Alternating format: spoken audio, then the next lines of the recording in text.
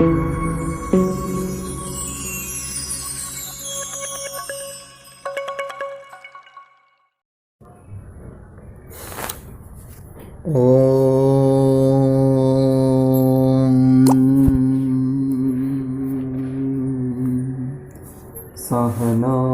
भवतु सहनौ भुनक्तु सह वीर्यं करवावहै तेजस्विनावधीतमस्तु मा विद्विषावहै। ओम शांति शांति शांति। आप सभी का स्वागत है। इस समय हम गीता के नाम से एक ग्रंथ रूप में, पुस्तक रूप में हमें प्राप्त होता है, उसको श्रीमद् भगवद गीता के नाम से भी जानते हैं। और इसी के विषय में कई लोग भक्ति विभोर होकर के गीतोपनिषद, इसको ऐसा भी एक नाम देते हैं।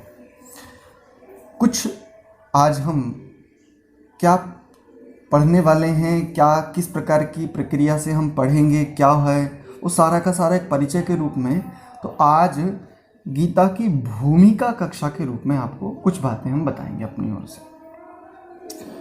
वस्तुतः ऐसा भी कहा जाता है कि भगवान कृष्ण जी ग्वाले थे, और ग्वाला शब्द का अर्थ केवल गायों का दूध दूहने वाला नहीं होता अथवा गायों का पालन करने वाला नहीं होता।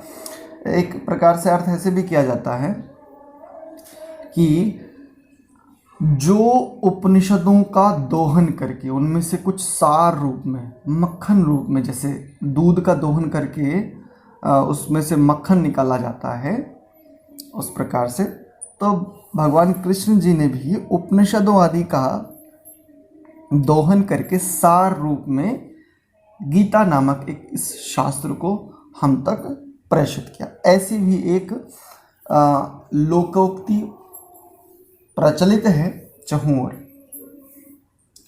एक बात स्पष्टता से देख लीजिए, गीता नाम का जो यह ग्रंथ है, ये कोई अपना स्वतंत्र ग्रंथ नहीं है, इसका अपना कोई स्वतंत्र अस्तित्व नहीं है। एक बात, जितना मैं अभी तक इसके विषय में जान पाया हूँ। दूसरा, तो आपका ये प्रश्न हो सकता है कि फिर ये कहाँ से आया है। तो गीता को देखिए, यदि महाभारत के समय का जो युद्ध आदि स्थितियां हैं, उसी के एक खंड काव्य को यूं देखिए कि महाभारत नामक जो ग्रंथ महर्षि वेदव्यास जी का लिखा हुआ है, उस महाभारत नामक ग्रंथ के किसी खंड काव्य का नाम है गीता। एक इसमें ये भी स्पष्टता किए देता हूं, आप ये भी नहीं कह सकते कि महाभारत के सभी श्लोक किस खंड काव्य से है, ऐसा प्रश्न भी नहीं किया जा सकता कि कौन से खंड काव्य से है। युद्ध से आरंभिक समय है, ये तो सबको स्पष्ट है, लेकिन ये जो जितने श्लोक गीता नामक जो एक ये ग्रंथ है जिसके 18 अध्याय हैं, इसके सभी श्लोक क्या महाभारत में ज्यों के त्यों मिलते हैं? आपका ये प्रश्न हो सकता है। तो इसका उत्तर है नहीं। क्या महाभारत के जितने श्लोक जिस खंड काव्य में हैं, युद्ध आदि का वर्णन जिस खंड काव्य में महाभारत में है, तो क्या उसके श्लोक इसमें ज्यों के त्यों मिलते हैं? इसका उत्तर भी है नहीं। तो फिर ये गीता क्या है? वस्तुतः गीता शब्द का यदि अर्थ देखें तो जो गाया जाए, जो गायन करने योग्य हो। और गाया कौन जाता है? देखो, जिसकी जैसी स्थिति होती है वो वैसा ही गान करता है। कोई मुन्नी को बदनाम करने के लिए भी गाता है, देखो ये भी गायन है। अब इसकी कैसी स्थिति है? इसकी बेचारे की ऐसी ही स्थिति, इसलिए मुन्नी को बदनाम और डार्लिंग वो सब चीज़ें है ना, ये भी तो गाया जाता है। तो आप कहो कि तो फिर ये भी गीता है ना। गीता शब्द अपने आप में एक रहस्यात्मक अर्थ को लिए हुए है, अर्थात जिसके गाने से कल्याण, जिसके गाने से कल्याण के मार्ग खुले, ऐसी स्थिति का नाम है गीता। तो वो शास्त्र भी हो सकता है, अन्य कोई भी कोई भी कुछ भी हो सकता, कुछ भी। इसकी शर्त ये है कि जिसके गाने से उन्नति के द्वार खुले, कल्याण का मार्ग प्रशस्त हो, ऐसी जो गाई जाने वाली स्थिति है, ऐसा जो गाया जाने वाला कोई भी काव्य है, वो गीता। ठीक है। एक बात, एक और संदर्भ स्पष्ट करता हूं। प्रायः आज समाज में भागवत कथाएं, बाढ़ आई हुई है, बाढ़, और अधिकांश लोगों को ये नहीं पता होगा कि भागवत, श्रीमद् भागवत और श्रीमद् भगवद गीता, इन दोनों में क्या अंतर है। हम तो यही समझते हैं, हम में से तो अधिकांश लोग यही समझते हैं कि जो ये भागवत कथाएं हो रही है ना, ये भगवान कृष्ण की जो गीता नामक एक ग्रंथ है उसी के अंतर्गत हो रही है। ऐसा, इसमें तनिक भी सत्य नहीं है जी, इसमें किंचित मात्र भी सत्य नहीं है। क्योंकि भागवत जो है और भगवत गीता जो है, इन दोनों को ठीक से समझ लीजिए। ये भूमिका कक्षा इसीलिए है, श्रीमद् भगवद गीता, इसको भगवान कृष्ण के उपदेश के रूप में माना जाता है, जिसमें 18 अध्याय हैं, जिसके प्रथम अध्याय का प्रथम श्लोक है धर्म क्षेत्रे कुरुक्षेत्रे। यहां से प्रथम अध्याय प्रारंभ होता है। ठीक है, ये है। और यदि देखेंगे आप तो जिसके 18वें अध्याय का अंतिम श्लोक है, अंतिम, जानते हैं कौन सा? जहां पर 18वें अध्याय में एक अंतिम चर्चा की गई है, उसको आप गीता मानिए। कौन सी गीता? जिसके प्रति आप वास्तव में श्रद्धा रखते हैं, श्रीमद् भगवद गीता। जहां पर कहा 18वें अध्याय का ये 78वां श्लोक आप देखेंगे, यत्र योगेश्वरः कृष्णो यत्र पार्थो धनुर्धरः तत्र श्रीर्विजयो भूतिर्ध्रुवा नीतिर्मतिर्मम। 18वें अध्याय का अंतिम अर्थात 78वां श्लोक है, जिसका प्रारंभिक श्लोक है धर्म क्षेत्रे कुरुक्षेत्रे और जिसका अंतिम श्लोक है ये। इस गीता को श्रीमद् भगवद गीता कहते हैं। तो ये जो कथाएं होती है, इसमें इस भगवद गीता का कहीं तक दूर दूर तक कोई वर्णन उस रूप में नहीं मिलता। किंतु समाज में यदि किसी असत्य को चलाना पड़े, किसी असत्य को यदि गति देनी पड़े, तो उसको भी सत्य के पहिए तो लगाने ही पड़ते हैं। और धर्म के नाम से आज जितना कुछ चाहूं और व्यापक है, उसको आप आगे आगे की कक्षाओं में देखेंगे, जानेंगे। धर्म पर एक विस्तृत चर्चा भी हम अग्रिम कक्षाओं में अवश्य करेंगे। इस बात का हम आपको आश्वासन देते हैं। अभी अग्रिम कक्षाओं में धर्म की वास्तविकता, धर्म की व्यापकता को हम अवश्य जानेंगे। किंतु ये संदर्भ भी आपको स्पष्ट किए देता हूं कि जो भागवत कथाएं नाम से हैं, तो देखो श्रीमद् भगवद गीता, श्रीमद् आदर अर्थ में, भगवद कहते हैं उच्चता प्राप्त स्थिति को। तो श्री कृष्ण जी की जो उच्चता प्राप्त स्थिति है, उनका नाम है भगवद। जैसे कह देते हैं ना भगवन, तो भगवन शब्द संबोधन अर्थ में होता है। ऐसे ही यहाँ पर गीता शब्द के कारण से यहाँ पर व्याकरण आदि का प्रयोग होकर के भगवन को भगवद गीता ऐसा हो गया।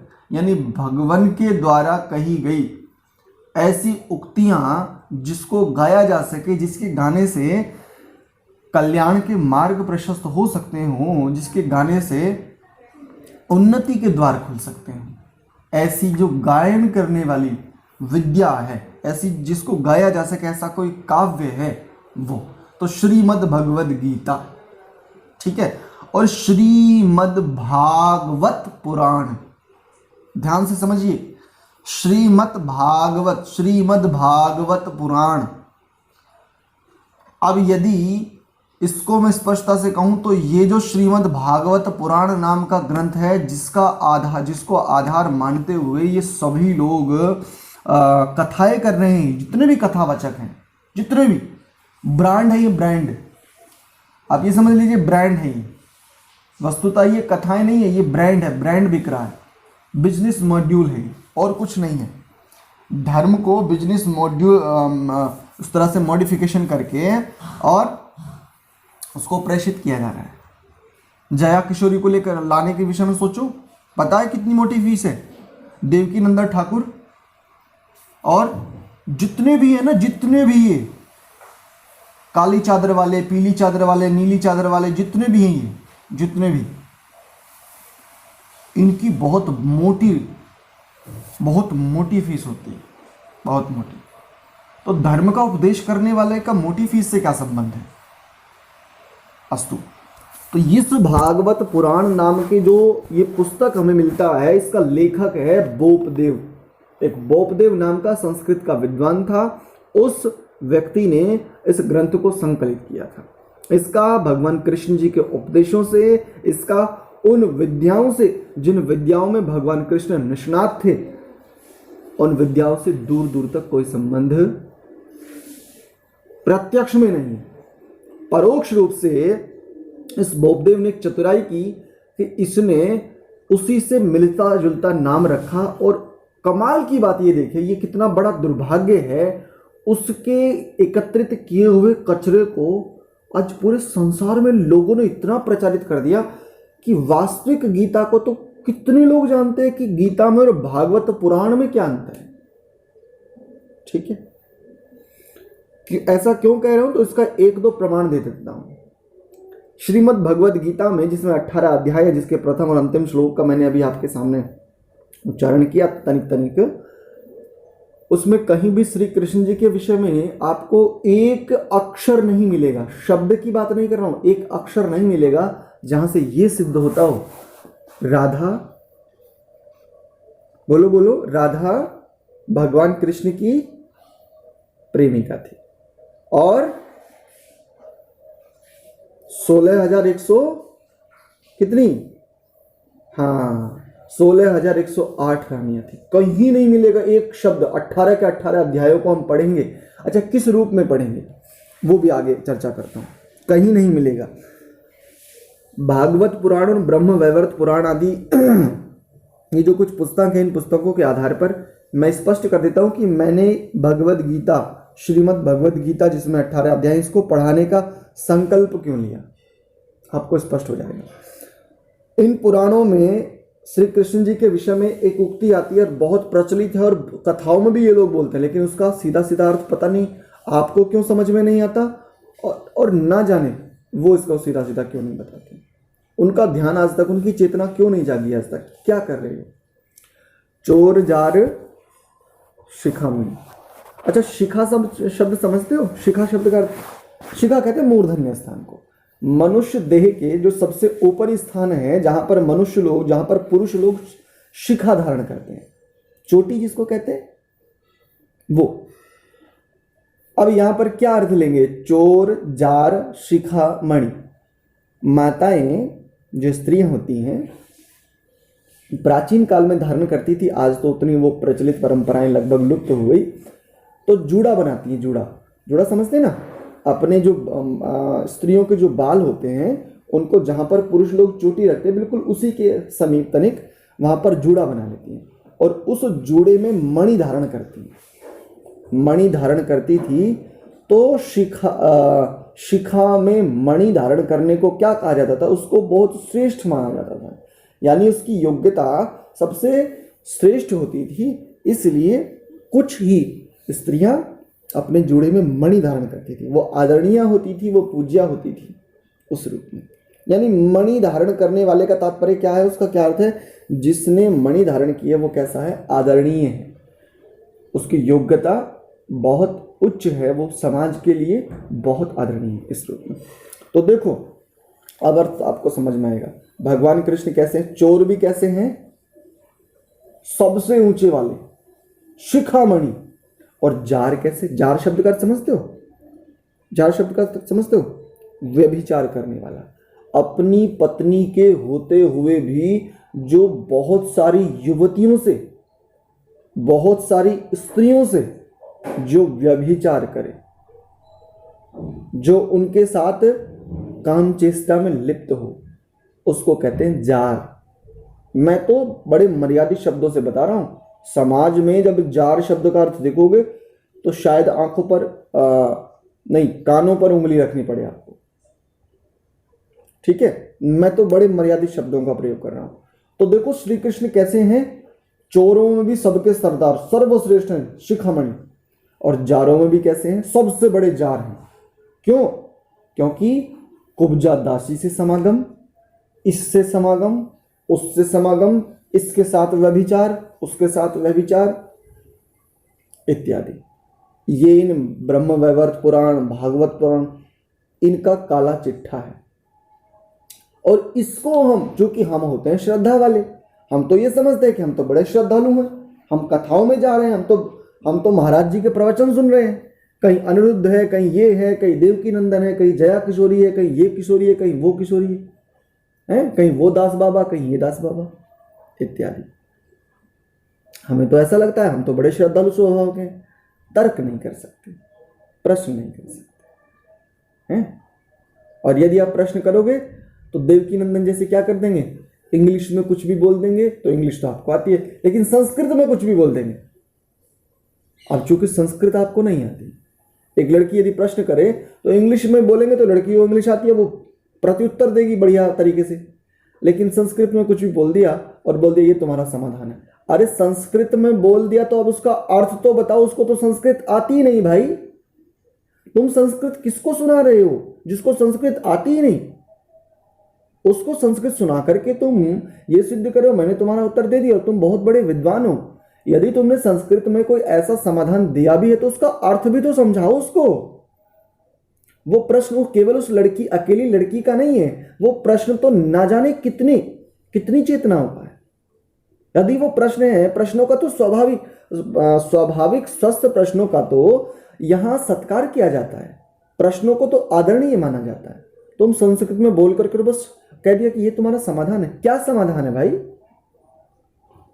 अस्तु, ये एक और बात स्पष्ट कर देता हूं कि हम गीता को, ये जो श्रीमद् भगवद गीता है, इसको किस रूप में पढ़ने वाले हैं।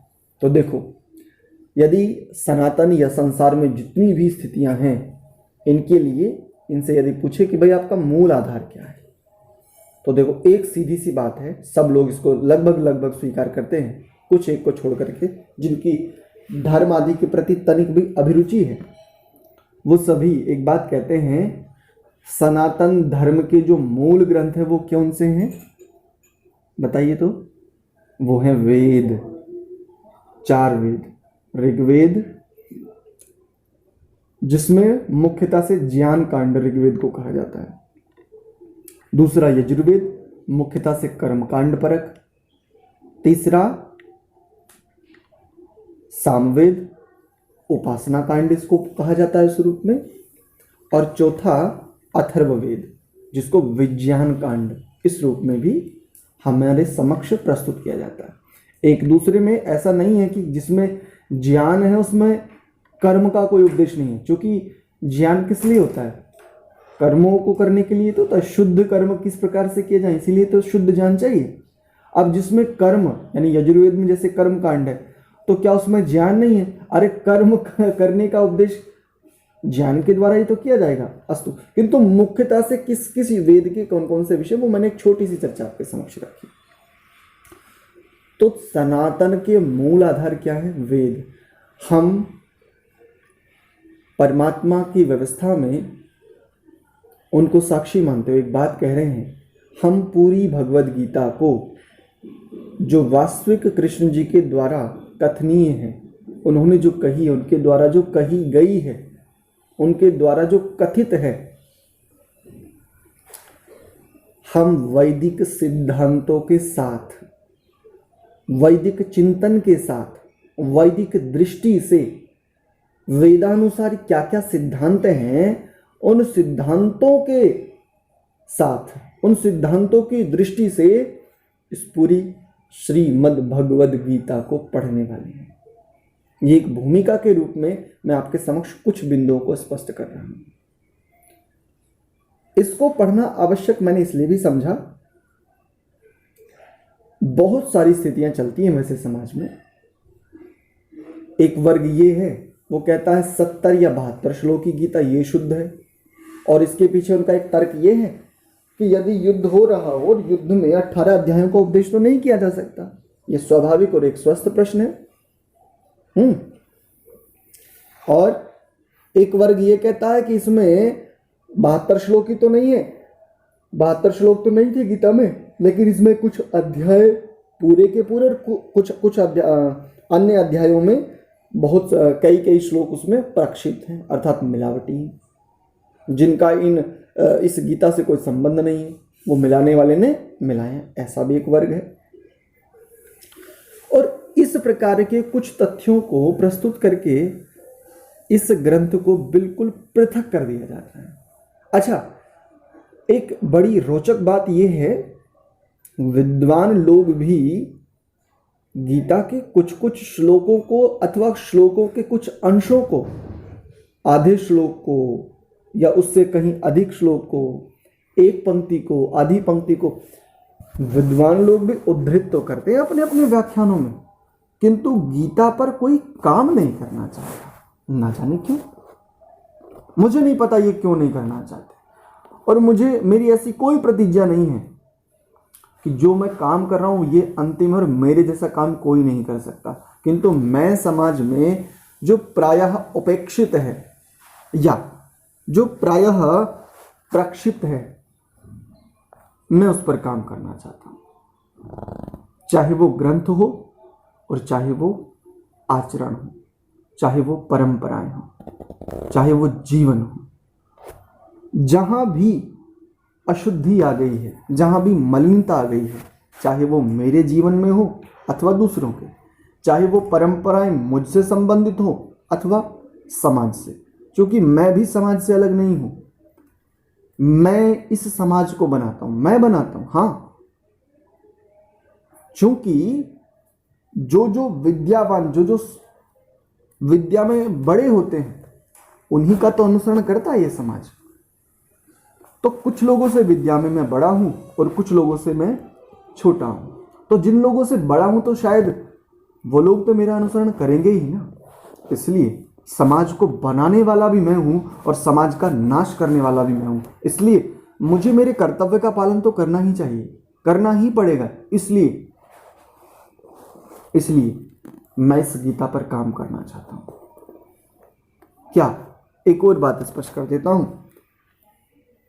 गीता नामक जो एक ग्रंथ है, इसके श्लोकों को हम आगे पढ़ेंगे और उन श्लोकों में क्या क्या अर्थ निहित है, उन अर्थों के साथ सैद्धांतिक क्या संबद्धता हो सकती है, उनका हमारे जीवन में कितना और कैसा प्रासंगिक उस रूप में हमें मिल सकता है, उनकी क्या प्रासंगिकता हमें मिल सकती है, इसको देखेंगे। ठीक है, तो इस रूप में हम वैदिक सिद्धांतों के साथ इस गीता का स्वाध्याय करेंगे, प्रवचन नहीं, ये ध्यान रखिए। जैसे कक्षा में होता है ना, विद्यार्थी और अध्यापक आपस में मिलकर के क्या करते हैं, अध्यापक पढ़ाता है और विद्यार्थी पढ़ते हैं, विद्यार्थी प्रश्न करते हैं और अध्यापक उनके प्रश्नों का उत्तर देता है। तो ये भी उसी प्रकार से कक्षा होगी। अन्य लोगों की तरह, कथाकारों की तरह मैं प्रवचन करूंगा और आप सुनेंगे, ऐसा नहीं। इसमें एक और प्रयास करेंगे कि 1 घंटे की ये कक्षा रहेगी प्रतिदिन प्रातः काल में 7 बजे से 8 बजे तक। इसमें लगभग 50 मिनट कक्षा चलेगी। अंत के 10 मिनट उससे तनिक अधिक 1 घंटे की कक्षा रखेंगे, लेकिन मुख्यतः से 10 मिनट शंका समाधान के, आपके यदि कोई प्रश्न होंगे तो उनको भी लिया जाएगा। ऐसा अपने ओर से हम प्रयास करेंगे। ठीक है, एक और बात आपके साथ साझा कर लेता हूँ, इसी से संबंधित है। कि समाज में एक और स्थिति प्रचलित है। भगवान कृष्ण ने जो गीता नामक उपदेश दिया, जो सरल लोग हैं वो कहते हैं ये तो अर्जुन को दिया था। तो जो अर्जुन को दिया था वो तो महाभारत के युद्ध में, जब युद्ध काल था, युद्ध आरंभ होने से पूर्व, जब अर्जुन युद्ध नहीं करना चाहता था, उसके अपने कुछ तर्क थे, तब उसको दिया था। तो महाभारत में जो उपदेश श्री कृष्ण जी के द्वारा दिए गए अर्जुन को, उन सब की प्रासंगिकता तो उसी युग में थी। इस युग में तो उनकी कोई प्रासंगिकता है ही नहीं। हम तो ऐसा समझते हैं। शास्त्र का मतलब हम ये थोड़ी समझते हैं कि शास्त्र मतलब दृष्टि। शास्त्र को तो हम कैसे लेते हैं, नहीं नहीं ये तो प्राचीन काल के लोगों के लिए था, हमारे लिए थोड़ी है। नहीं नहीं नहीं, हमारे लिए नहीं है भाई, ये तो पहले लोगों के लिए था। हम ऐसा समझते हैं, प्रायः अधिकांश लोग यही समझते हैं। हाँ बिल्कुल ऐसा ही ना, ये ठीक नहीं है। शास्त्र अथवा ग्रंथ जिसमें शुद्धता हो, जिसमें एक दृष्टि हो, तो वस्तुतः शास्त्र मतलब व्यक्ति के प्रत्येक चेतना की आंख होते हैं शास्त्र। तो शास्त्र को आप ये मत समझिए कि बस जिस काल में वो शास्त्र संकलित किया गया या लेखबद्ध किया गया, उसकी प्रासंगिकता केवल वहीं तक है। वास्तविकता यह है आदरणीयों, शास्त्र होती है चेतना, अर्थात आत्मा की आंखें, उसकी दृष्टि। तो जितना ये गीता नामक जो शास्त्र है ये उस समय प्रासंगिक था, आज भी उतनी ही प्रासंगिकता इसकी है, निश्चित रूप से। अभी आपको शायद विश्वास ना हो, किंतु अग्रिम कक्षाओं में जब हम श्लोकों को पढ़ते हुए जाएंगे तो आपको स्पष्ट होता चला जाएगा कि वास्तव में इसकी प्रासंगिकता आज भी उतनी ही है अथवा नहीं।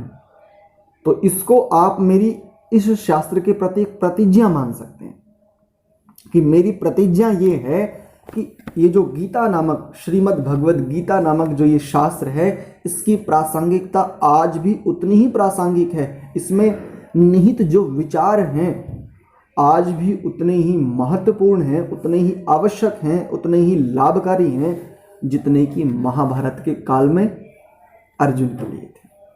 ठीक है जी। तो ये कुछ बातें मैंने अपनी ओर से आपके लिए स्पष्ट रखी, स्पष्टता से, कि आपको एक स्पष्ट दृष्टि मिल जाए कि हम क्या करने वाले। कहीं ऐसा तो नहीं कोई हमारे साथ छल कर लेवे, कोई हमें बहका देवे, है ना। कई बार मन में संदेह आता ना, पता नहीं कौन है ये व्यक्ति, गीता पढ़ाएगा। अरे तू क्या गीता पढ़ाएगा भाई, हम तो खुद पढ़ लेते हैं, ऐसा आता है ना। और हमें तो गीता के ऐसे ऐसे लोग हैं जिनको गीता के 18 अध्याय, यानी 18 अध्याय के सारे श्लोक कंठस्थ हैं उनको, ऐसे ऐसे लोग हैं। तो वो कहेंगे अच्छा तुम गीता पढ़ाओगे, अरे 18 का 18 अध्याय रगड़ मारे हमने। तो जिन्होंने 18 अध्याय रगड़ मारे हैं, अब उनके मन में तो स्वाभाविक प्रश्न आएगा ना, उनका तो ये परिश्रम बोलेगा, अरे हमें 18 अध्याय कंठस्थ है, तुम गीता पढ़ाने की बात कर रहे हो, क्या पढ़ाओगे भाई, क्या पढ़ाओगे गीता में। ठीक है। तो इस प्रकार की यदि आपकी कुछ भी विक्षेप यदि आता है या प्रश्न आता है या कोई शंका उपस्थित होती है, तो अग्रिम कक्षाओं में आप बहुत अच्छे से जानने वाले हो क्या पढ़ोगे। और मैं समझता हूँ एक ही कक्षा में आपको शायद एक स्पष्ट दृष्टि मिल जाएगी बहुत अच्छे प्रकार से क्या पढ़ाने वाले। ठीक है जी। आज की इस भूमिका कक्षा को हम बस इसी रूप में और इतना ही रखते हैं, चूँकि एक स्पष्टता आवश्यक थी जिससे पता चले कि भाई हम क्या पढ़ने वाले हैं। कुरुक्षेत्र में एक स्थिति को थोड़ा सा प्रस्तुत कर देता हूँ, एक श्लोक भी रख देता हूँ। कुरुक्षेत्र का मैदान है, वहाँ पर युद्ध होना है कौरवों और पांडवों के बीच। प्रथम ही श्लोक है, धर्म क्षेत्रे कुरुक्षेत्रे समवेता युयुत्सवः मामकाः पांडवाश्चैव किम कुर्वत संजय। केवल प्रथम श्लोक रख रहा हूँ, एक दृष्टि दे रहा हूँ। धर्म क्षेत्रे जो प्रतिज्ञा की उसको स्पष्ट कर रहा हूँ कि किस दृष्टि से पढ़ने वाले। कैसा क्षेत्र है, सप्तमी विभक्ति का प्रयोग है। धर्म क्षेत्रे, धर्म क्षेत्र में, और कैसा है वो धर्म क्षेत्र? कुरुक्षेत्र। कुरुक्षेत्र में दोनों शब्दों में सप्तमी विभक्ति का प्रयोग है। अब देखो एक दूसरे को एक दूसरे के साथ संबद्ध करके, यानी जो धर्म का क्षेत्र है वो प्रत्येक धर्म का क्षेत्र कैसा है? कुरुक्षेत्र है। वहां युद्ध करना होता है। युद्ध अर्थात संघर्ष, निरंतर संघर्ष करना होता है। या उसको दूसरे रूप में देखो, जहां पर संघर्ष है वो प्रत्येक संघर्ष क्या होना चाहिए? कम से कम किस लिए संघर्ष होना चाहिए? धारण करने योग्य स्थितियों के लिए, जिसको हम धर्म कहते हैं, और जिसको धारण करने से विशुद्ध कल्याण के मार्ग बिल्कुल स्पष्ट दिख जाते हैं। ऐसे धारण करने योग्य स्थितियां जो हैं, इसके लिए संघर्ष होना चाहिए। किंतु आज संघर्ष किस लिए? उसने मेरी, बोलो, छोटी छोटी बातों पर उसने मेरी घड़ी ले ली, उसने मेरी बाइक पर ये कर दिया, उसने मेरी बाइक पर स्क्रैच लगा दी। कार लेकर के गया था छोटा भाई और स्क्रैच आ गई। अच्छा, जमीन का छोटा सा टुकड़ा है, उसमें से उसने एक इंच जगह उसकी ज़्यादा हो गई, या उसकी 1 इंच जगह में किसी ने अपना कोई सामान रख दिया। इसको लेकर के संघर्ष है जीवन में, इसको लेकर के युद्ध है। आपस में स्त्रियां हैं, दोनों दौरानी है, जेठानी है, सास है, इत्यादि जो भी कोई है, ननद है, भावज है, और आपस में भाई हैं या जो भी कोई है। अच्छा, एक और देख सकते हो, प्रेमिका एक है, उसके प्रेमी 2 हैं। अच्छा, कमाल की बात है, दोनों आपस में झगड़ रहे हैं। प्रेमिका को इससे कोई संबंध नहीं, प्रेमिका अपने आप में मस्त है। देख लीजिए किस दृष्टि से। अरे प्रत्येक युद्ध, मनुष्य का पूरा जीवन कुरुक्षेत्र रूपी महाभारत है। महाभारत युद्ध ही है, जो कि जीवन संघर्ष का नाम है।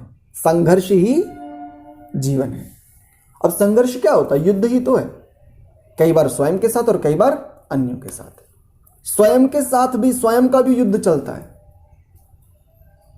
बस इस युद्ध को एक टैगलाइन दे दीजिए, एक दिशा दे दीजिए, धारण करने योग्य ऐसी स्थितियां जिनसे कल्याण का मार्ग प्रशस्त होता हो, वो होता है धर्म। और आपका जो संघर्ष है, चाहे स्वयं के साथ हो चाहे अन्यों के साथ, धारण करने योग्य स्थितियों जिनसे शुद्ध कल्याण की सुगंध आती हो, ऐसी स्थितियों के लिए यदि आपका संघर्ष है, यदि आपका युद्ध है, निश्चित आप धर्म क्षेत्रे कुरुक्षेत्रे समवेता युयुत्सवः, युद्ध करने के लिए समवेता उपस्थित हुए, एकत्रित हुए। निश्चित बात है, ठीक है। मामकाः पांडवाश्चैव किम कुर्वत संजय। धृतराष्ट्र कह रहे हैं कि मामकाः, मेरे पक्ष से, मेरे पक्ष से कौन? कौरव, अर्थात दुर्योधन की ओर से जो भी खड़े हुए हैं, और पांडवाः, पांडव के पुत्रों ने, च इव, तथा निश्चय ही, किम कुर्वत संजय, हे संजय क्या किया। धृतराष्ट्र ने ऐसा संजय से पूछा। संजय एक पात्र हैं जो पूरी की पूरी इस युद्ध स्थिति को सुना रहे हैं, उसको कह रहे हैं, उसका कथन कर रहे हैं, कहाँ पर क्या हो रहा है, उसको सुनाने वाले संजय एक पात्र हैं। तो धृतराष्ट्र ने संजय से पूछा कि धर्म भूमि कुरुक्षेत्र में, धर्म क्षेत्र कुरुक्षेत्र, युद्ध की इच्छा से एकत्र हुए मेरे तथा पांडु के पुत्रों ने, पांडु के पुत्र कौन? पांडव हैं। पांडवों ने और कौरवों ने, इन दोनों ने क्या किया? किम अकुर्वत, किम अकुर्वत, क्या किया। ठीक है, बस इतना ही। तो आज की इस कक्षा को हम यहीं विराम देते हैं। आपको एक दृष्टि मिल गई होगी कि किस रूप में हम पढ़ने वाले हैं। अग्रिम कक्षाओं में प्रतिदिन ये कक्षाएं होंगी, रविवार का अवकाश रहेगा, ये आपकी जानकारी के लिए हम स्पष्ट कर देते हैं। अन्य प्रतिदिन कक्षाएं होंगी प्रातः काल में 7 बजे से 8 बजे तक।